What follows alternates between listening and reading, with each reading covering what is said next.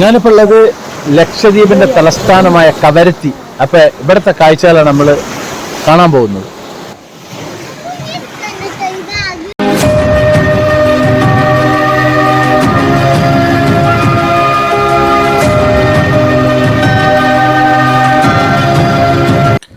ഇത് കവരത്തി ദ്വീപില് വെസല് ഇറങ്ങുന്ന ഭാഗമാണ്.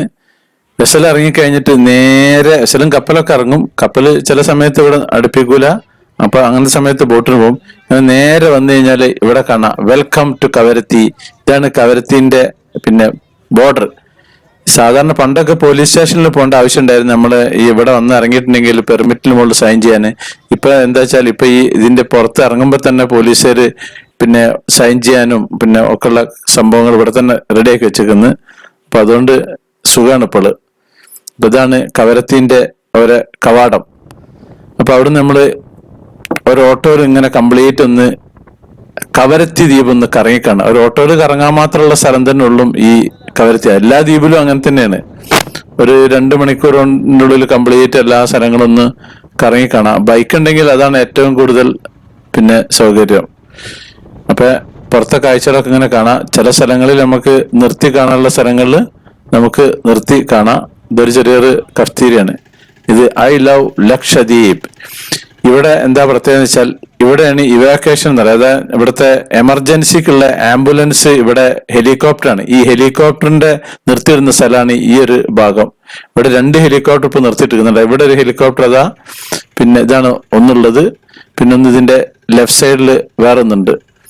ഇതൊരു ഹെലികോപ്റ്ററാണ്. ഇത് എമർജൻസിക്ക് ഹോസ്പിറ്റൽ കേസ് അങ്ങനത്തെ എന്തെങ്കിലും കേസുകൾ ഉണ്ടാകുന്ന സമയത്ത്, ആക്സിഡന്റ് കേസ്, നമ്മുടെ ദ്വീപ് ടു ദ്വീപും നമ്മുടെ നാട്ടിലേക്കുള്ളതും ഒക്കെ ഈ ഹെലികോപ്റ്റർ സർവീസ് നടത്തുന്നുണ്ട്. വല്ല VIP വന്നിട്ടുണ്ടെങ്കിൽ അവർക്ക് പോകാൻ വരാനും അതിനും ഉപയോഗിക്കും. അപ്പം ഇതിങ്ങനെ കറങ്ങി അങ്ങനെ കാണാം. തെങ്ങ് ഇഷ്ടം പോലുള്ളൊരു നാടാണ് നമ്മുടെ ലക്ഷദ്വീപ്. ഇവിടെയൊക്കെ പെയിന്റ് അടിച്ചിട്ടില്ലേ. പുതിയ അഡ്മിനിസ്ട്രേറ്റർ വന്ന ശേഷമാണ് ഈ പെയിന്റ് ഒക്കെ ഉള്ളത്. പ്രഫുൽ പട്ടേലാണ് ഇപ്പത്തെ ഉള്ളത്. അപ്പൊ ഇവിടെ ഒരു കടലിലൊരു കപ്പല് അടിഞ്ഞിക്കെന്ന് പറഞ്ഞിരുന്നു കുറെ മുമ്പ്. അപ്പൊ ആ ഒരു സ്ഥലം കാണാനാണ് നമ്മളിപ്പോ പോകുന്നത്.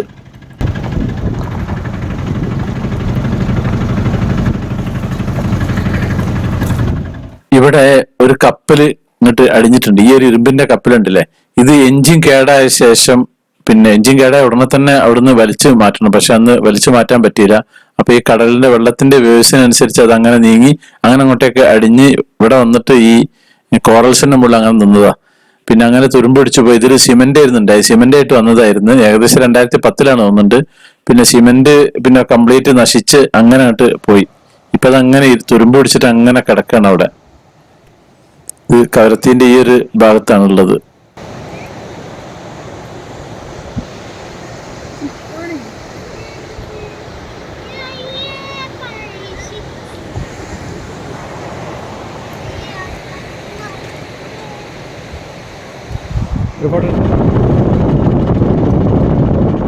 ഈ ഭാഗത്തൊരു ജെറ്റ് ഉണ്ട്. ഈ കപ്പലും ബോട്ടൊക്കെ വരുന്ന ആ ഒരു ഭാഗമാണ്. ഇവിടെ ഒരു വിളക്കുമാടുണ്ട്, അതായത് ലൈറ്റ് ഹൗസ്. ഇത് കവരത്തിലെ ലൈറ്റ് ഹൗസ് ആണ്. കൽപ്പേനിയിലെ ലൈറ്റ് ഹൗസ് ഉണ്ട്. ഏറ്റവും കൂടുതൽ വരുമാനമുള്ള ലൈറ്റ് ഹൗസ് ഉള്ളത് നമ്മളെ മിനിക്കോയ് ദ്വീപിലുള്ളത്. ഇതാണ് ഇവിടുത്തെ കവരത്തി ലൈറ്റ് ഹൗസ്. ലൈറ്റ് ഹൗസിൽ കയറാനുള്ള പെർമിഷൻ ഉണ്ട്. അത് വൈകുന്നേരം 4:30 മണിക്ക് ശേഷമാണ് ഉണ്ടാവാറുള്ളത്. ഈ ഓട്ടോറിക്ഷയിൽ ഇങ്ങനെ കംപ്ലീറ്റ് കറങ്ങാണ്. ഇത് ഇവിടുത്തെ ഒരു പ്രധാനപ്പെട്ട പള്ളിയാണ്. ഉജ്ജറ പള്ളി എന്നറിയും. ആ ഉജ്ജറ പള്ളി വേറൊരു പേരുണ്ട്. ഇതിലേക്ക് കയറുന്ന വഴി അങ്ങനെ കയറി ഞാൻ മുമ്പോടെ വന്നിട്ടുണ്ട്. മുമ്പേ ചെറിയ ക്ലിപ്പ് ഞാൻ ഇറക്കിയിട്ടുണ്ടായിരുന്നു. ഇങ്ങനെ വന്നു കഴിഞ്ഞിട്ടുണ്ട്. ഇവിടെ കംപ്ലീറ്റ് മണലാണുള്ളത്. ഈ മണലിന്റെ ചുറ്റും, ഈ പള്ളിക്ക് ചുറ്റും മണലാണ്. ഇതിന് മൊഹിദ്ദീൻ പള്ളി എന്നും പറയാറുണ്ട്. ഈ പള്ളി പൊതുവെ എല്ലാവരും കൂടുതൽ സന്ദർശിക്കുന്ന ഒരു ഭാഗമാണ്. ഇതിന്റെ പരിസരത്തുള്ള ഒരു കിണറിലെ വെള്ളത്തിന് രോഗശാന്തിയുള്ള ശക്തി ഉണ്ടെന്ന് ഇവരിലൊക്കെ വിശ്വസിക്കുന്നുണ്ട്. അപ്പൊ ഇതാണ് ഈ പള്ളി. നല്ല വെള്ള കളറുള്ള പള്ളിയാണ്, മണലാണിത്. 17-ാം നൂറ്റാണ്ടിലാണ് ഇതിന്റെ പണി പൂർത്തിയായിട്ടുള്ളതെന്ന് പറയുന്നത്. ഇത് പള്ളിന്റെ നല്ല ഭംഗിയുള്ള സംഭവമാണ്. ഈ ഒരു ഗ്ലാസിന്റെ ഒരു കവറൊക്കെ ഈ ഒരു ഭാഗത്ത് വെച്ചിട്ടുണ്ട്. നല്ല ഇപ്പോൾ ഇത് സംഭവം കംപ്ലീറ്റ് പെയിന്റ് ഒക്കെ അടിച്ച് നല്ല ഉഷാറാക്കിയിട്ടുണ്ട് ഈ ഒരു പരിസരം. ഇതൊരു ലോങ് വ്യൂ ആണ് ഈ കാണുന്നത്. ഇവിടെ ഇതൊരു വലിയൊരു കുളം പോലത്തെ ഒരു സംഭവമാണ്. ചുറ്റും ഇരിക്കാനുള്ള ഇതൊക്കെ ഉണ്ട് ഈ ഒരു പരിസരത്ത്. ഇനി നമുക്ക് ഇതിന്റെ ഹൗദ് എന്നറിയും, അതായത് പിന്നെ നമ്മുടെ കാലൊക്കെ കഴുകുന്ന ആ ഒരു സംഭവം. ഇത് ഞാൻ മുമ്പ് ഇവിടെ വന്നിട്ടുണ്ട്. നമ്മുടെ നാട്ടിലെ പഴയ കാലത്തെ ഈ തേങ്ങന്റെ അത് കട്ട് ചെയ്തിട്ട് അതിനൊരു കോല് വെച്ചിട്ട്, അന്നൊന്നും ജഗ്ഗിലല്ല, ഇതുകൊണ്ടാണ് വെള്ളത്തിലേക്ക് നമ്മൾ കാലൊക്കെ കഴുകാറ്. ഞാനൊന്ന് കാല് കഴുകിയിട്ടൊന്ന് പള്ളിയിലേക്ക് കയറാനുള്ള പരിപാടിയാണ്. ഇവിടെ ആരും ഇല്ല ഇപ്പോൾ.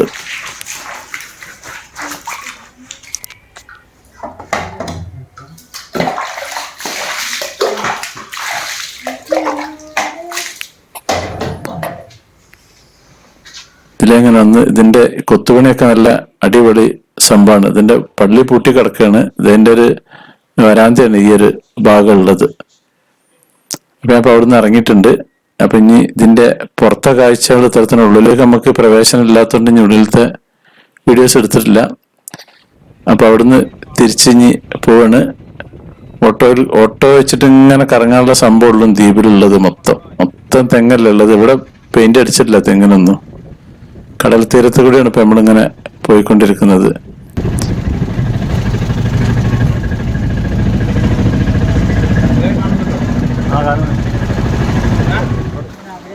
ഇത് കവരത്തിയിലെ ഒരു വ്യൂ പോയിന്റ് ആണ്. എല്ലാ സ്ഥലങ്ങളിലും ഓരോ വ്യൂ പോയിന്റ് ഉണ്ടല്ലോ.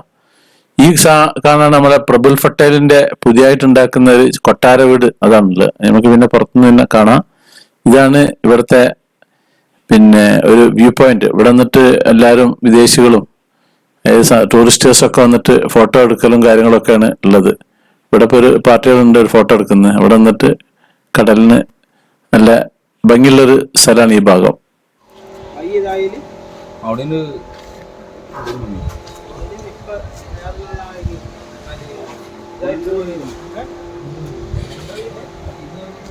പ്രബുൽ പട്ടേൽ നമ്മളെ അഡ്മിനിസ്ട്രേറ്റർ ലക്ഷദ്വീപിന്റെ, അദ്ദേഹത്തിന് താമസിക്കാൻ വേണ്ടി ഇപ്പൊ പുതിയതായിട്ട് ഉണ്ടാക്കുന്ന കെട്ടിടമാണിത്.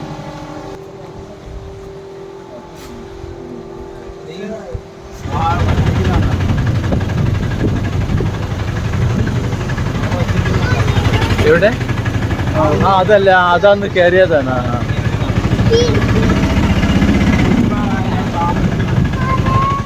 സമുദ്രവുമായി ബന്ധപ്പെട്ടിട്ടുള്ള ഒരു മറൈൻ അക്വേറിയമാണ് ഈ ഇതിന്റെ ഈ കോമ്പൗണ്ടിനകത്തുള്ളത്. കവരത്തിയിലെ ഒരു ഫിഷറീസ് ഡിപ്പാർട്ട്മെന്റിന്റെ മറൈൻ അക്വേറിയം, അതാണ് നമ്മൾ കാണാൻ പോകുന്നത്. 2019 ഇവിടെ വന്നിരുന്നത്. ഇവിടെ എൻട്രി ഫീ ഒന്നുമില്ല. ഇതിലെങ്ങനെ കയറിയെന്ന് അവിടെ വലിയൊരു ഓവൽ ഷേപ്പിലൊരു കുളം പോലെ ഉണ്ട്. അതിൽ കുറച്ച് മീനിനൊക്കെ വളർത്തിയിട്ടുണ്ട്. ഇതിന്റെ റൈറ്റ് സൈഡിലാണ് ഈ സമുദ്രമായിട്ട് ബന്ധപ്പെട്ടുള്ള പിന്നെ കുറെ കരകൗശല വസ്തുക്കളൊക്കെ ഉള്ളത്. പിന്നെ ഇതിന്റെ ലെഫ്റ്റ് സൈഡിലുള്ളത് പിന്നെ വെള്ളത്തിലുള്ള അക്വേറിയം മീനും കാര്യങ്ങളൊക്കെ ഉള്ള സംഭവമാണ്. അപ്പൊ അതൊക്കെ അങ്ങനെ കംപ്ലീറ്റ് നമുക്കൊന്നിങ്ങനെ കറങ്ങി കാണാം. ഇവിടെ കുപ്പിയിലൊക്കെ പിന്നെ കേടാകാതെ ഉള്ള സ്പിരിറ്റൊക്കെ വെച്ചിട്ടുള്ള മീനും കാര്യങ്ങളൊക്കെ ഇട്ടിട്ടുണ്ട്. അപ്പൊ അത്യാവശ്യം നല്ല തിരക്കുണ്ട്. ഇവിടെ കുറച്ച് ടൂറിസ്റ്റേഴ്സ് വന്നിട്ടുണ്ട്.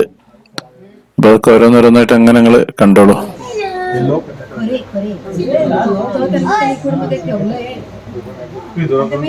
ഇതൊക്കെ കേടരാതെ ഇട്ടിച്ചതാ ചെയ്യാതെ.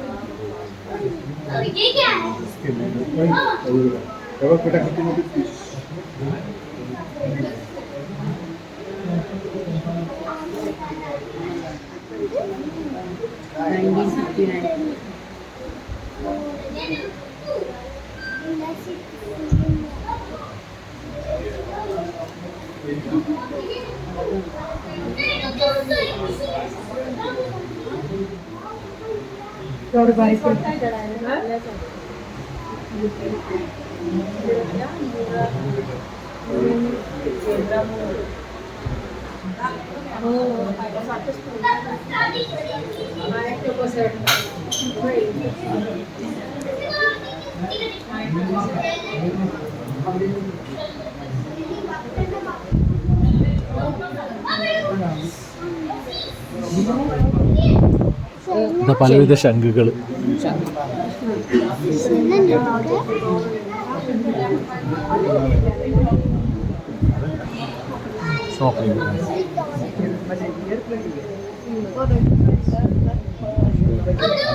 സമുദ്രം പാക്കേജ് എന്ന് പറഞ്ഞൊരു പാക്കേജ് ഉണ്ട്. അതിന്റെ ആൾക്കാരാണ് ഇപ്പൊ ഇവിടെ കൂടുതലുള്ളത്.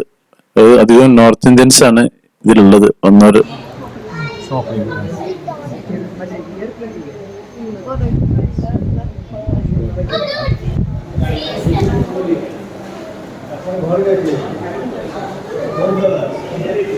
Marine museum.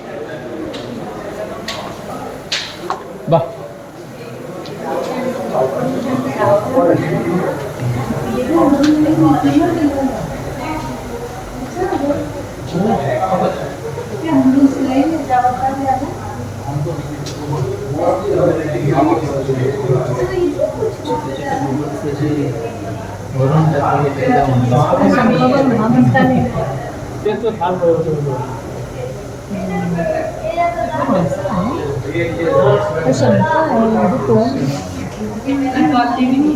ഇവിടെ ഒന്ന് ബന്ധിച്ച് കാണിച്ചെടുക്കാം.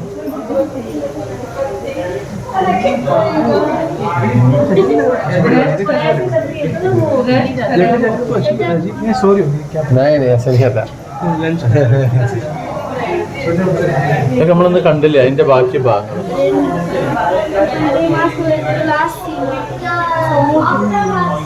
കാണുന്ന നമ്പറിൽ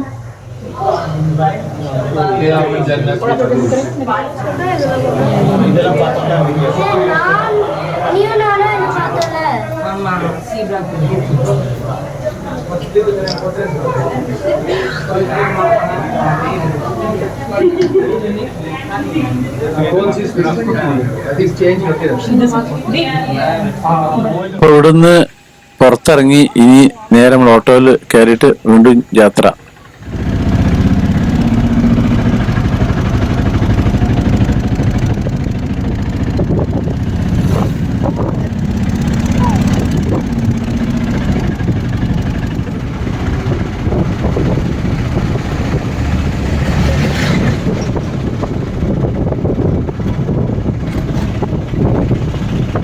ഇതാണ് കവരത്തിയിലെ പെട്രോൾ പമ്പ്, ഇന്ത്യൻ ഓയിലിന്റെ പമ്പ്. എല്ലാ ദ്വീപിലും ഇങ്ങനെ പമ്പുകളില്ല. ഇവിടെ ഉണ്ട്, കൽപ്പനയിലുണ്ട്. അഗത്തിയില് പമ്പില്ല.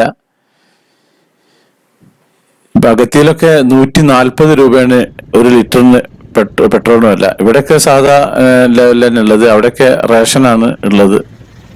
ഒരു ദിവസം ഒരാൾക്ക് ഇത്രയാണ് ഒരു മാസം കിട്ടുമെന്നൊരു കണക്കുണ്ട്. അങ്ങനെയാണ് ഉള്ളത്. അപ്പൊ നമ്മള് ബീച്ചിന്റെ സൈഡിൽ കൂടി അങ്ങനെ പോവാണ്. ഇവിടെ വന്നു കഴിഞ്ഞാല് നമ്മള് കടല് കണ്ട് മടുക്കും. കാരണം ഇതിന്റെ മറ്റേ ഭാഗത്തും കടലാണ്, അപ്പുറത്തും കടലാണ്, 4 ഭാഗത്തും കടലാണ്. അപ്പൊ നമുക്ക് ഇനി ഈ എപ്പിസോഡ് ഇവിടെ നിർത്തുകയാണ്. അപ്പോൾ നമ്മുടെ സാക്സ് വെറൈറ്റീസ് ചാനൽ നിങ്ങൾ ആദ്യമായിട്ട് കാണുന്നവരാണെങ്കിൽ അത് സബ്സ്ക്രൈബ് ചെയ്യാൻ മറക്കരുത്, ലൈക്ക് ചെയ്യാൻ മറക്കരുത്, കമന്റ് ചെയ്യാൻ മറക്കരുത്, ഷെയർ ചെയ്യാനും മറക്കരുത്. Thank you.